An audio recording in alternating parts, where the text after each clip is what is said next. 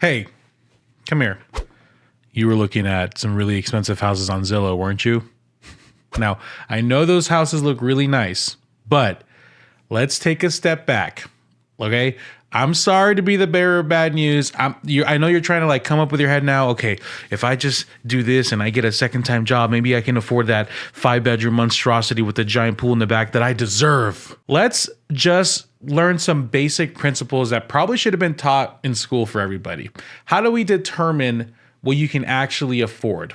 Without talking with your lender, without talking with your Uncle Pepe, let's just do some very simple and basic math and figure out where we need to be before we go and start the process. Okay?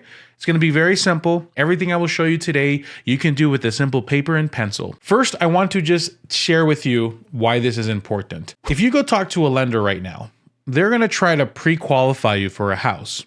And the thing is they'll tell you you'll pre-qualify for a good amount because the way our banking system works, or not our banking, our mortgage system works, it's designed to set you up for failure. I know that sounds shocking, but I don't have any other valid reason why it's built that way.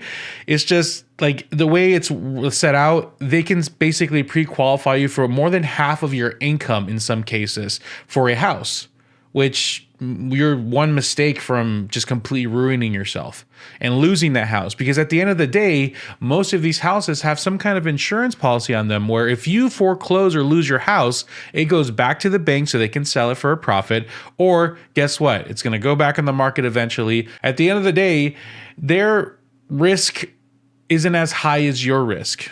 So don't rely on just what a lender will tell you. Do some math on your own first. Cool? All right, let me get off my soapbox now and let's begin. What do you actually make? Okay. Now, I'm going to use this example just because I was on my Discord earlier today chatting with somebody and they told me, I make about $90,000 a year, right? And after, going a little bit further, it turns out they don't actually make $90,000. So let's figure out how I figured that out for them. Which, by the way, if you want to join that community, we have an amazing community. You can chat with me, you can DM me or any of our mods there there's a lot of home buyers, a lot of people that are buying, have bought, just a great community there. So check out our link if you want to join our community. This person said, I make $90,000, Javi. That's pretty awesome. Good for you. Which basically that breaks down to $7,500 a month, right? But they're not actually taking that home. When I asked them to pull, hey, can I actually see a pay stub? Just because I want to physically see, or not physically, virtually see or picture of what you're actually bringing home every 2 weeks, it was a lot less. When we broke it down further, they're making about, I think it was I don't want to give the exact amount. So let's just say, $1,400-ish per week.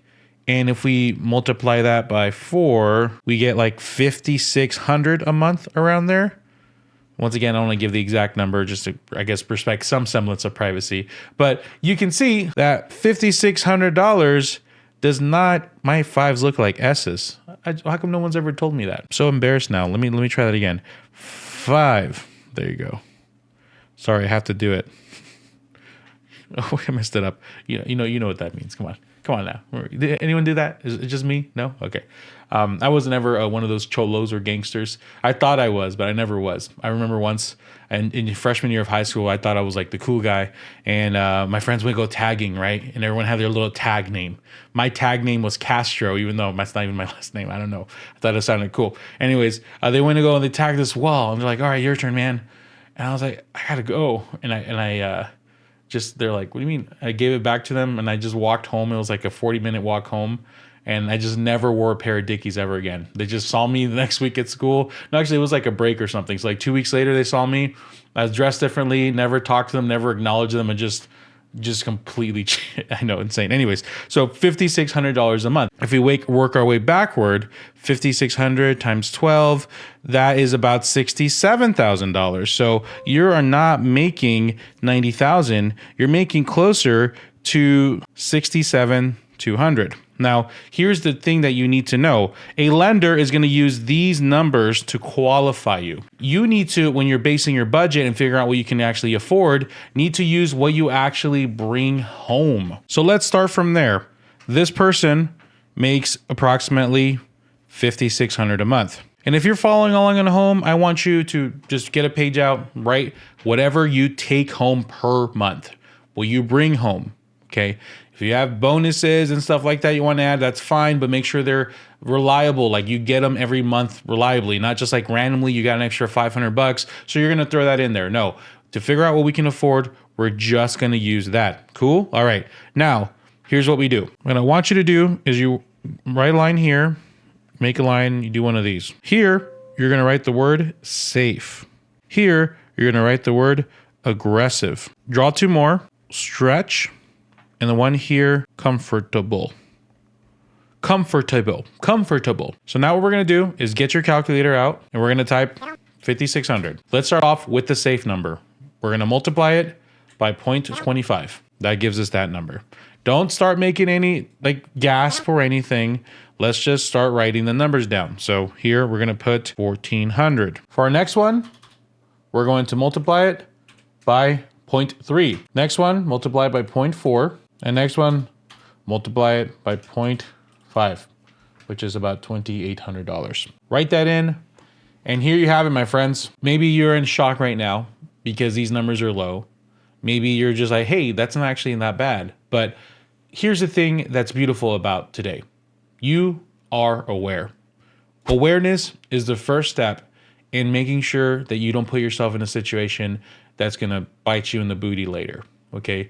There are too many people right now that are just talking with the lender and their agent and just working off what they can qualify for and just hoping it's going to work out. Hope is awesome. Hope is an amazing thing. Hope is a wonderful 4-letter word, but hope should not be part of a strategy, a long-term financial strategy, because hope isn't going to be there when poop hits the fan. So we go here and you pick your poison. Obviously, the standard here is if you can be between 25 and 30%, this is the goal. Like this is going to be the most safest that you're going to be.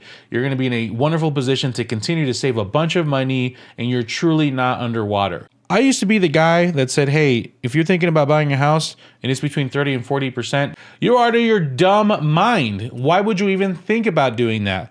But let me tell you something. 80% of people I know are in this range. It's just the brutal reality. It sucks. And I'm sorry on all of our budget heads and our financial gurus. We would love to, call everybody who's not under 30% stupid and arrogant and dumb. But the reality is how houses are, how interest rates are, everybody is here. And whenever rates drop, there's going to be a massive refi boom. Like you're not going to believe because everybody's going to refi and like try to hopefully get closer to here. But the majority of people are here, which is why that 30 to 40% range that between comfortable and stretch is going to be the new normal. I'm sorry to be the bearer of news. It's just the way it is, my friends. Okay. Stretch to aggressive. This is where I'm going to have to definitely have you proceed with cautions. Is there people doing this? Yes. There is surprisingly a lot of people doing this. But if you're going to be in this range, I need you to be honest with yourself. Okay. Are you sure? Are you really sure? Hey, talk to me. Are you sure? Are you a high income earner? Like you make a ton of money and you're like, dude, I don't care if my money's 50% of my check. I'm making, $10,000 a month. So 50% still leaves me with $5,000 in my bank account. I'm good. And 3, do you have all of your other financial goals met already? You have already a fat bank savings account, a massive retirement, different investment portfolios, yada, yada, yada, or something you can liquidate unless you're in a massive emergency. There just has to be a lot of caveats here because you're getting yourself into an uncomfortable position. So if you are doing this, because people do what they want, it doesn't matter what anyone says, people are going to do what they want. If you're going to be doing this, then can you try to do your best to stay over here, please? Like here, and just try to avoid here, please. Just at least do me that favor. Can you at least do that for me? That's it. It's not hard. This is not complicated. You can easily get this done. And once you go talk to the lender, they're going to tell you, well, congratulations. As a matter of fact, if you want to see how much they would qualify, on average, this isn't a complete science, so please know it won't be exactly perfect, but they're going to get about what your gross monthly income is, 7,500, and usually I think it's like 45% debt to income. So yeah, let's use 45. So they multiply by 0.45, 3,375.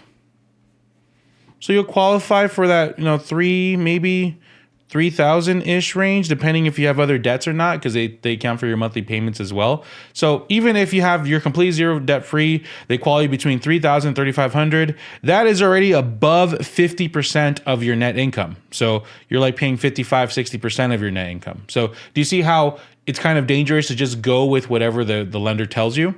Because if someone tells you qualify for this much, you're not going to really think logically anymore. You're going to think, this is what I deserve. I deserve to be in this price point. If you're not checking yourself, you're going to fall into a trap where you're like, I'm going to figure this out. I'm going to get into this house and I'll figure out a way to pay for it. Everything will be okay. A few months of figuring it out leads to, holy crap, how am I going to do this? And holy crap, how am I going to do this for a few months leads eventually to a foreclosure. Don't set yourself up for failure, my friends. This is a short one and a cute one and a quick one, only because I care about you and I want to make sure that you do this. So I'm going to ask you for a favor. This beginning of the year had some unfortunate news for my family. If you got some value out of this video, do me a favor. Send this to a friend or family member that's looking to buy. If you happen to know anyone looking to help buy or sell in the Phoenix, Arizona area, send them my information. I would love to work with them. Secondly, if you have anyone or yourself are looking to buy a home anytime, anywhere, not in Arizona, homeandmoney.com/Javier. Click the link, get connected with the top agent in your city or your zip code area, wherever you are in the country, and check out my Homebuyer HQ. A bunch of free resources, including this home buying roadmap I just made last week. That includes the entire roadmap of buying a house, the entire process. It's all either free if you type 0. If you want to give a donation too, I'd appreciate that. But I hate to be the guy that tries to like, hey guys, make sure to do this or that. But I don't ask a lot from you guys. If you can just do me some of those 3 things, I'd appreciate it. Thank you all. Appreciate you. See you on the next one.